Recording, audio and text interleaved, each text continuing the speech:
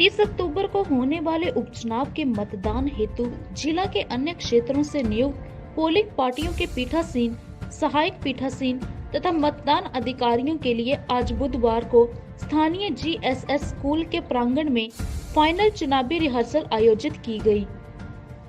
इस पूर्वाभ्यास में 177 पोलिंग पार्टियों की 708 पीठासीन व मतदान अधिकारियों ने भाग लिया। गौरतलब है, इन पोलिंग पार्टियों में 2 मतदान केंद्रों पर मतदान प्रक्रिया की पूर्ण जिम्मेदारी महिला स्टाफ के पास रहेगी, जबकि एक पोलिंग बूथ पर दिव्यांगजन अपनी महत्वपूर्ण भूमिका निभाएंगे। इस मौके पर general observer doctor Pratibha Singh, जिला निर्वाचन अधिकारी doctor Nipun Jindal, IAS probationer Gursimar Singh, returning officer Ankush Sharma, तहसीलदार उपेंद्र शुक्ला विशेष रूप से उपस्थित रहे। General observer doctor Pratibha Singh ने कहा कि निष्पक्ष तथा स्वतंत्र चुनाव प्रक्रिया पूर्ण करने के लिए निर्वाचन कार्य हेतु नियुक्त सभी अधिकारियों तथा कर्मचारियों को भारत चुनाव आयोग के दिशा निर्देशानुसार कार्य करना चाहिए। उन्होंने निर्वाचन प्रक्रिया के संचालन से जुड़े सभी अधिकारियों व कर्मचारियों से निर्भीक व निष्पक्ष रूप से अपनी सेवाएं देने को कहा। उन्होंने अधिकारियों से कहा कि ये अति महत्वपूर्ण दायित्व है। उन्होंने अधिकारियों से कहा कि मतदान के संचालन के दौरान अपनी ड्यूटी का निर्वहन पूरी निष्ठा व सतर्कता से करें। जनरल ऑब्जर्वर ने अधिकारियों से कहा कि वे मतदान प्रक्रिया के बारे में मन में कोई भी शंका लेकर न जाएं तथा अपनी किसी भी समस्या के समाधान के बारे में पूछने का संकोच न करें। उन्होंने पोलिंग पार्टियों से मतदान केंद्र के अंदर भी आदर्श चुनाव संहिता सहित कोविड गाइडलाइंस की पूर्ण अनुपालना सुनिश्चित बनाए रखने के निर्देश दिए। उन्होंने इसके पश्चात माइक्रो ऑब्जर्वर से भी उन्हें सौंपे गए दायित्व की तैयारियों को लेकर बैठक की। इस मौके पर DSP सिद्धार्थ शर्मा, सहायक निर्वाचन अधिकारी हरीश कुमार, नायब तहसीलदार निर्वाचन संजय शांडिल, कानूनगो राजेश कुमार, माइक्रो ऑब्जर्वर आदि उपस्थित रहे।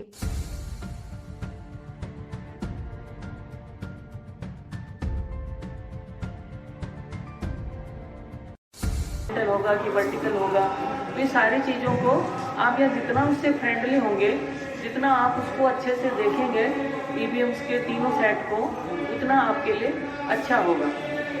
एक दो चीज़ें जो मैं आपके साथ और अभी बात करना चाहती थी कि मॉक पोल वाले दिन आप मॉक पोल का एक ही महत्वपूर्ण प्रक्रिया है और मॉक पोल कराते समय आप पूरा ध्यान रखें।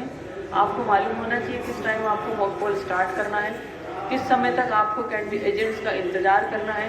यदि एजेंट्स नहीं आते हैं तो उसके बाद आपको क्या प्रक्रिया अपनानी है, कितने लोगों की उपस्थिति में आपको इसको शुरू करना है, किस किस का साइन कराना है, कितने आपको वोट कास्ट करने हैं, उसका फिर आपको सीलिंग किस प्रकार से करनी है।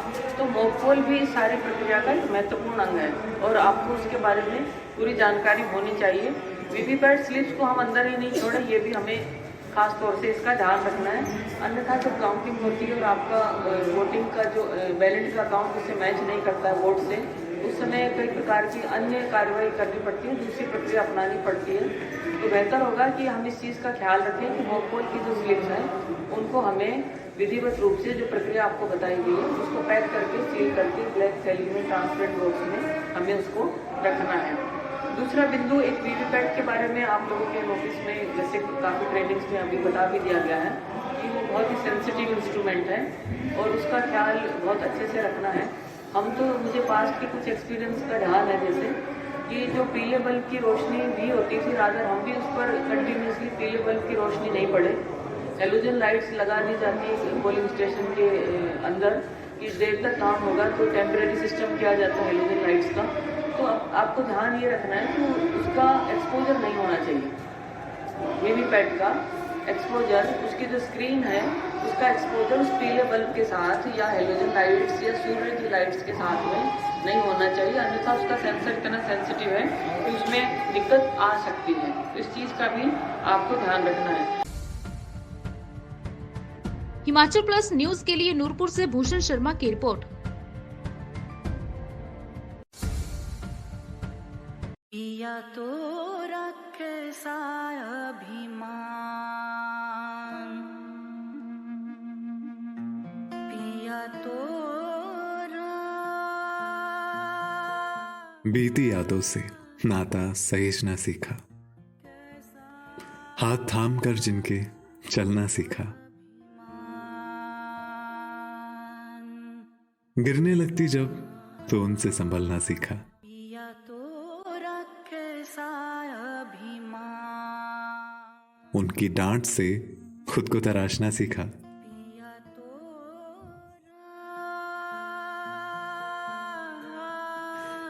घर से दूर होकर भी दिल को हमेशा यह एहसास रहता है, उनका प्यार और फिक्र हमेशा मेरे साथ रहता है।